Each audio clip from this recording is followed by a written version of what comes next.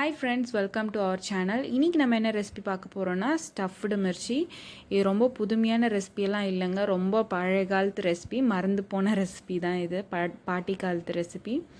So ரொம்பவே இன்னோவேட்டிவாக, ரொம்ப மருத்துவ குணம் உள்ள ரெசிபிங்க இது. வாங்க நம்ம எப்படி செய்கிறதுன்னு பார்க்கலாம்.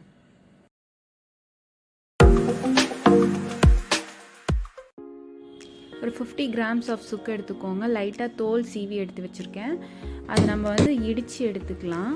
இடித்து எடுத்துக்கிட்டு அதுக்கப்புறமா அரைச்சோன்னா நம்மளுக்கு ஈஸியாக இருக்கும். அதனால் லைட்டாக இடித்து எடுத்துக்கோங்க. இந்த மாதிரி நம்ம இது அரைச்சி எடுத்துடலாம்.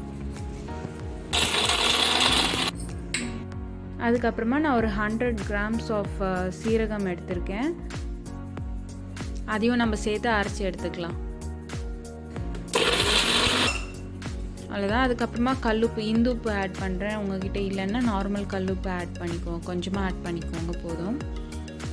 இதையும் நம்ம அரைச்சி எடுத்துடலாம். நம்மளோட ஸ்டஃபிங் ரெடி ஆகிடுச்சு.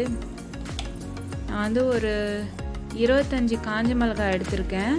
அதில் இந்த மாதிரி பேக் சைடில் இந்த டிப் இருக்கு இல்லையா, அது கொஞ்சமாக அப்படி கட் பண்ணி எடுத்துக்கோங்க. அதுக்கப்புறமா உள்ளே இருக்கிற சீட்ஸ் எல்லாமே நம்ம வெளியில் எடுத்துடலாம். 1-2 இருந்தால் பரவாயில்ல சீட்ஸு. அந்த சீட்ஸ், அந்த விதை இருந்தால் காரமாக இருக்குன்றதுனால நம்ம அதெல்லாம் எடுத்துடுறோம். ஸோ அதெல்லாம் எடுத்துகிட்டு நம்ம ஸ்டஃபிங் பண்ணிடலாம். இந்த மாதிரி கொஞ்சம் கொஞ்சமாக உள்ளே விட்டு தட்டி விட்டுக்கோங்க, உள்ளே போயிடும்.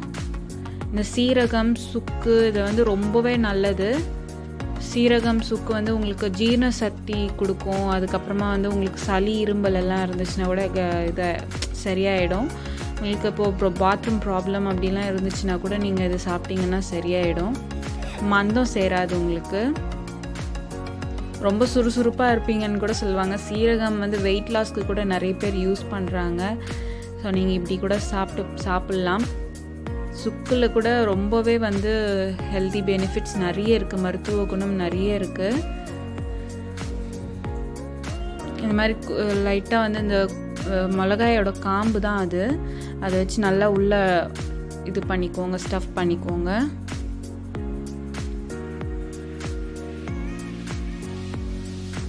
உங்களுக்கு நோய், இப்போ இருக்கிற சுச்சுவேஷனில் பேண்டமிக் சுச்சுவேஷனில் நம்மளுக்கு நோய் எதிர்ப்பு சக்தி கூட உங்களுக்கு கொடுக்கும் இந்த ரெசிபி.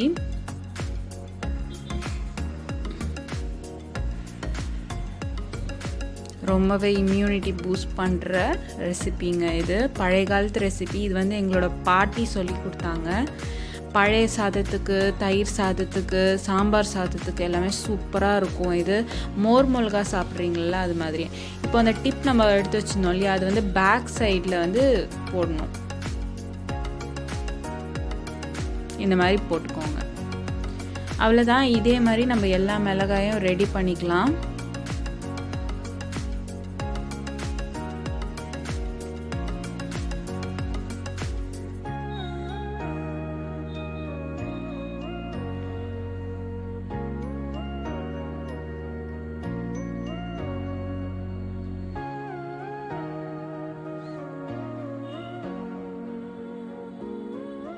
இது சின்ன சின்ன மிளகாயாக இருந்தால் ஒரு 20லேருந்து 26 வரைக்கும் வரும் இந்த ஸ்டஃபிங்கு. நீங்கள் பெரிய மிளகாய் எடுத்துக்கிட்டிங்கன்னா மேபி 15 அந்த மாதிரி வரும். இந்த அளவுக்கு வரும். சூப்பராக இருக்கும். பழைய சாதத்துக்கு சான்ஸே இல்லை, அப்படி இருக்கும். பாருங்கள், எல்லாம் ஸ்டஃப் பண்ணி முடித்தாச்சு. இப்போ அது நம்ம எண்ணெயில் லைட்டாக வறுத்து எடுத்துக்கலாம். நான் விளக்கெண்ணெய் யூஸ் பண்ணுறேன். விளக்கெண்ணெய் சூப்பராக இருக்குங்க. உங்கள்கிட்ட விளக்கெண்ணெய் இல்லைன்னா நீங்கள் நல்லெண்ணெய் யூஸ் பண்ணிக்கலாம். விளக்கெண்ணெய் அவ்வளோ ஹெல்தி. இந்த அளவுக்கு விளக்கெண்ணெய், அப்புறமா கொஞ்சமாக நல்லெண்ணெயும் ஆட் பண்ணியிருக்கோம். பொறுமையாக போட்டு வதக்கி எடுத்துக்கோங்க. ஏன்னா உள்ளே இருக்கிற ஸ்டஃபிங்லாம் வெளியில் வரக்கூடாது. அந்த மாதிரி பார்த்து எடுத்துக்கோங்க. அந்த மிளகாயில் லாஸ்ட் இந்த டிப் நம்ம க்ளோஸ் பண்ணியிருக்கோம்ல, அது ப்ராப்பராக க்ளோஸ் பண்ணியிருக்கோமா, ப்ரெஸ் பண்ணி புஷ் பண்ணி க்ளோஸ் பண்ணியிருக்கோமா பார்த்து எடுத்துக்கோங்க. உங்களுக்கு புரியல அப்படின்னா நம்ம ஸ்டஃபிங் பண்ணுற அந்த கிளிப் இருக்கு இல்லையா, அது அகெயின் போய் பார்த்துக்கோங்க. பேக் போயிட்டு உங்களுக்கு கிளியராக புரியும் அது பார்த்தாலே. பாருங்கள், இந்த மாதிரி பிளாக்காக வர வரைக்கும் நல்லா வறுத்து எடுத்துக்கோங்க. சூப்பராக இருக்கும். மோர் மிளகாய் எல்லாம் சாப்பிட்றீங்க இல்லையா பழைய சாதத்துக்கு, அதுக்கு பதிலாக நம்ம இதை கூட சாப்பிட்லாம். செம்மையாக இருக்கும். கண்டிப்பாக ட்ரை பண்ணி பாருங்கள். நம்மளோட ஹெல்த்தியான ஸ்டஃப்டு மிர்ச்சி ரெடி. இந்த ரெசிபி உங்களுக்கு பிடிச்சிருந்துச்சுன்னா லைக் பண்ணுங்கள், சப்ஸ்கிரைப் பண்ணிடுங்க, பக்கத்தில் இருக்க பெல் பட்டனையும் ப்ரெஸ் பண்ணிவிடுங்க. தேங்க்யூ.